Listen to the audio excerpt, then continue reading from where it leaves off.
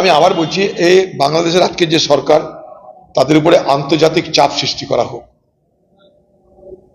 প্রচন্ড চাপ সৃষ্টি করা তাদের উপরে। এটা একটা ভিন্ন চক্রান্ত চলছে ভারতবর্ষের বিরুদ্ধে, এবং সেই ঘৃণ্য চক্রান্তে বাংলাদেশের মৌলবাদ, পাকিস্তান এবং চীন সঙ্গে আছে।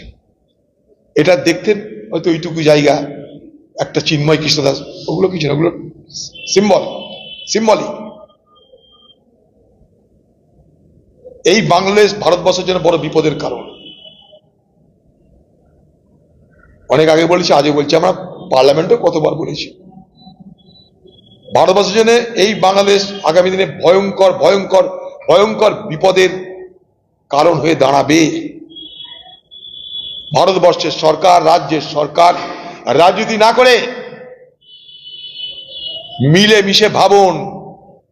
মানুষ না থাকলে রাজনীতি থাকবে না, সমাজ না থাকলে রাজনীতি থাকবে না। আগামী দিনে ওরা চাইবে এক্সটেন্ডেড বাংলাদেশ। একটা জার্মানির শব্দ হচ্ছে লেবেনশ্রাম, অর্থাৎ বাংলাদেশের ভূগোল বাড়াতে চাইবে। যেমন আজকে Israel, Palestine, West bank, Golan Heights, এখন আরো ভেতরে ঢুকতে চাইছে, ভূগোল বাড়াতে চাইছে, ভূগোলের এলাকা বাড়াতে চাইছে। ঠিক আগামী দিনে বাংলাদেশ এই কাজটা করবে, তাদের ভূগোল বাড়াতে চাইবে। তাতে মুর্শিদাবাদকে দাবি করবে, তারা মালদাকে দাবি করবে, মিলিয়ে নেবে। এগুলো আমার কথা। এটা হচ্ছে লেবেনশ্রাম, একটা জার্মানির টার্ম আছে।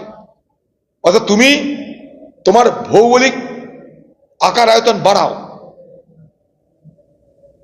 আগামী দিনে এরকম বলতে পারে যে মুর্শিদাবাদে 70% মুসলমান আওয়াজ উঠাচ্ছে, অতএব এটা এক্সটেন্ডেড বাংলাদেশ। কারণ যখন স্বাধীন হয়েছিল ভারত পাকিস্তান, দুদিন পর মুর্শিদাবাদ স্বাধীন হয়েছিল। মালদা, দিনাজপুর ডিমান্ড করবে বাংলাদেশ আগামী দিনে।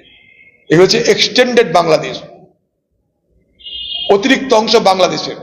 এই ডিমান্ড আসবেই আসবে। যেমন আজকে নর্থ ইস্টের ডিমান্ড করছে, ঠিক একইভাবে বাংলাদেশ এটা অন্য যুক্তিতে ডিমান্ড করবে। এবং আগামী দিনে এই সমস্ত জেলাতে বাংলাদেশের তরফ থেকে মৌলবাদীদের প্রভাব প্রতিপত্তি বাড়বে। মিলিয়ে নেবেন আমার কথা, অবশ্যই বাড়বে, বাড়তেই হবে। ভারত সরকার, পশ্চিমবঙ্গ সরকার অনেক হয়েছে, আর ঠুনকো রাজনীতি করেন না। ঠুনকো রাজনীতি করলে পশ্চিমবঙ্গ শেষ হয়ে যাবে, দেশ শেষ হয়ে যাবে। Be serious. আমি আবার বলছি, এগুলো ছোট ছোট লক্ষণ, এই ক্যান্সারের ছোট ছোট লক্ষণ। এই লক্ষণগুলোকে যদি অবজ্ঞা করি, গোটা দেহ ক্যান্সারাস হয়ে যাবে।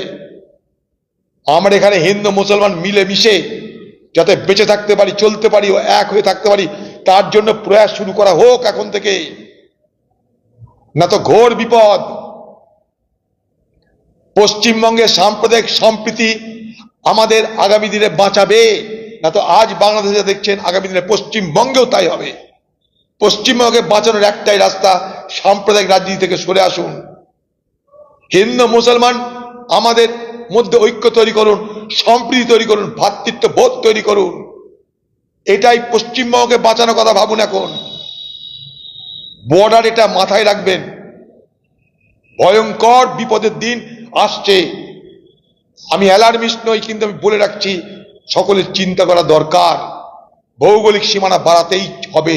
মৌলবাদী এটা আগামী দিনে এই লাইন হবেই হবে। বাংলাদেশ যেভাবে পপুলেশন বাড়ছে, তাতে ওখানে কমজোর সফট টার্গেট হিন্দুরা তাদের জমি জায়গা কেড়ে নিচ্ছে। কেন? সেখানকার মুসলমান সম্প্রদায়ের মানুষকে সেখানে অ্যাকোমোডেট করবে, মৌলবাদী মানুষকে অ্যাকোমোডেট করবে। কিছু রাহাজানি, কিছু, যেমন এখানে যেমন প্রমোটার আছে, বাংলাদেশে প্রমোটারের অভাব নেই। এখানকার যেমন প্রমোটাররা তৃণমূলের সাহায্য নিয়ে লোকের জমি দখল করে, বাংলাদেশের প্রমোটার আজকে মৌলবাদীদের সাহায্য নিয়ে এইভাবেই সফট টার্গেট, যেখানে নরম মাটি, সেগুলোকে দখল করবে। তার জন্য হিন্দুদের বাড়িঘর আরো বেশি লুট হবে, হিন্দুদের জমি জায়গা থেকে আরো তাদেরকে ডিসপজেস করা হবে, সরিয়ে দেওয়া হবে। কারণটা একটাই, পপুলেশন বাংলাদেশের প্রচন্ড, ডেন্সিটি পপুলেশন কোয়াইট হাই। সেই জন্য তারা চেষ্টা করবে আরো জমি দখল করতে। এখানে যেমন জমি দখল করে কারা? তৃণমূলের মাফিয়ারা। কি করে?